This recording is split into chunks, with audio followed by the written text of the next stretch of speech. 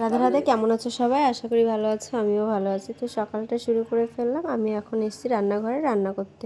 কী হয়েছে বলো তো, আমার তো সকাল সকাল রান্না করা লাগে। আর বাবা এই যে চার কাপগুলো দিয়ে গেল, কারণ সকালবেলা চাটা বানানো হয়ে গেছে। এখন হচ্ছে ভাতটা বসাবো। যেহেতু তোমাদের দাদাভাই খেয়ে দিয়ে তারপরে যায় দোকানে, তার জন্য আমার একটু সকাল সকালই রান্না করতে হয়। আর বাড়িতে যেহেতু দোকান আছে, তার জন্য তো আরও সকালে ঘুম থেকে উঠতে হয়। তো আমি অত সকালে উঠতে পারি না, বাবা মাই ওঠে। তারপর বাবা মা ওঠার পরে আমিই উঠে যাই। তারপরে এখানে এসেছি আমাদের গাছ থেকে বেগুন তুলতে। আমাদের গাছে তো অনেক বেগুন হয়েছে, তাই ভাবলাম চলো আজকে কটা বেগুনই তুলে নিই।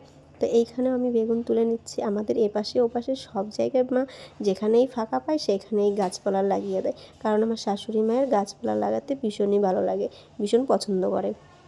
আর এখান থেকে এই গাছটাই সবথেকে বেগুন বেশি হয়েছিল, তাই এই গাছ থেকেও তুলে নিয়েছি। আর এখন যাব ছিম তুলতে। এই দেখো, এই হচ্ছে আমাদের ছিম গাছ, যেটা তোমাদের আগে দেখানো হয়নি। আর এই হচ্ছে ছিম, আমি তুলে নিচ্ছি। আর এই কচি কচি ছিমগুলো না সিদ্ধ খেতে বেশ ভালোই লাগে। আমার তো খুব ভালো লাগে গরম ভাতের সঙ্গে, কিন্তু ঠান্ডা হয়ে গেলে আর ভাত ভালো লাগে না।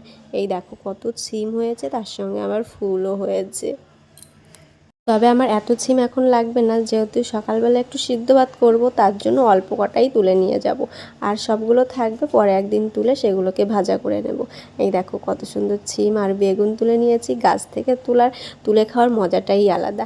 আর এই যে সেই আমার জড়িবুটি বানিয়ে ফেলেছি, আদা আর হচ্ছে হলুদ, সকালবেলা জলের মধ্যে দিয়ে ভালো করে ফুটিয়ে নিয়েছি। আর সেটা এখন আমি খাচ্ছি, আমার ছেলে আর হচ্ছে আমার পতিদেব। তো পতিদেবের খাওয়া হয়ে গেছে, তারপরে আমি এখানে ছেলেকে একটু আদর করে নিচ্ছি, কারণ ও আমার সাথে একটু দুষ্টুমি করছিল, তাই আমি ওর সঙ্গে একটু দুষ্টুমি করছিলাম। বলছিলাম, বাবা তুমি আমার একটা মাত্র ছেলে, কত আদরের।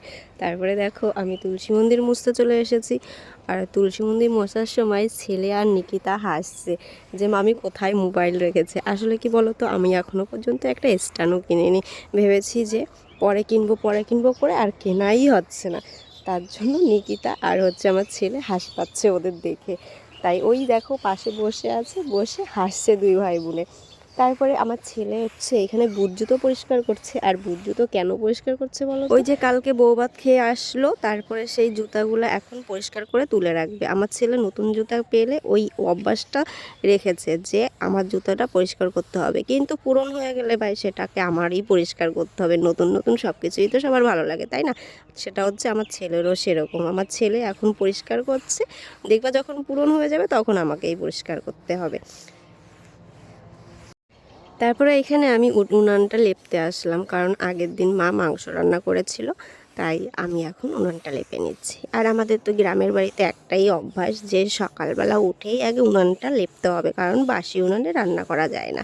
এটা তো সব গ্রামেই হয় যে বাসি উনানে কেউ রান্না করতে চায় না।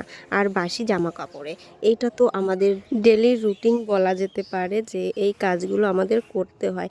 তো তোমাদেরকেও প্রত্যেক দিন এইসব ভিডিওই দেখায়। আমি জানি তোমরা হয়তো বোর ফিল করো আমার ভিডিও দেখে, জানি না কার ভালো লাগে কার খারাপ লাগে। তোমাদের ভালো লাগা আর খারাপ লাগা আমাকে অবশ্যই কমেন্টে জানিও। আর তোমাদের সুন্দর সুন্দর কমেন্ট পেয়ে আমারও খুব ভালো লাগে। আমার ভিডিওতে কখনোই কোনো বাজে কমেন্ট আসে না, সেটা আমি দেখেই বুঝতে পারি। আর সবার কমেন্টগুলো আমি দেখি, হয়তো সময় মতন আমি রিপ্লাই করতে পারি না, এটাই যা। আমার ছেলের পেছনে দৌড়তে দৌড়তে আর সংসারের পেছনে দৌড়তে দৌড়তে আমার সময়ই চলে যায়। খাওয়াও হয়ে গেছে, এখন আমি দোকানে বসেছি। বাবাকে বলেছি ঘুমোতে, কালকে বাবা ঘুমোতে পারেনি, তাই বললাম বাবাকে ঘুমোতে, আমি দোকানে বসেছি। আর দোকানে বসে কি করছি দেখবে? কালকে যেহেতু বিয়ে গেছিলাম, বিয়ের থেকে রাত্রিবেলায় যে মাথায় তেল নিয়েছি, মানে বৌভাত থেকে এসে, তারপরে বৌভাত ছিল, সরি বিয়ে না, তো সেখান থেকে এসে মাথায় কুইন্টাল খানিক তেল নিয়েছি, কারণ আমি তেল ছাড়া থাকতে পারি না।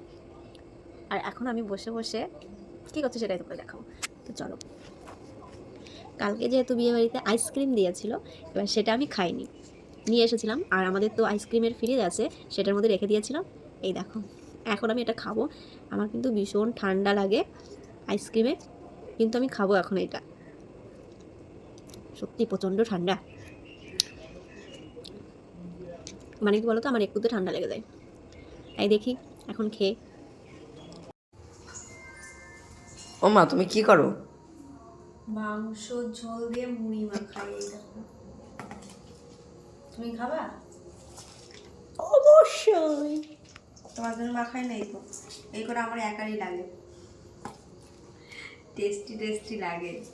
এই বিষয় করে দাদারে দেবো।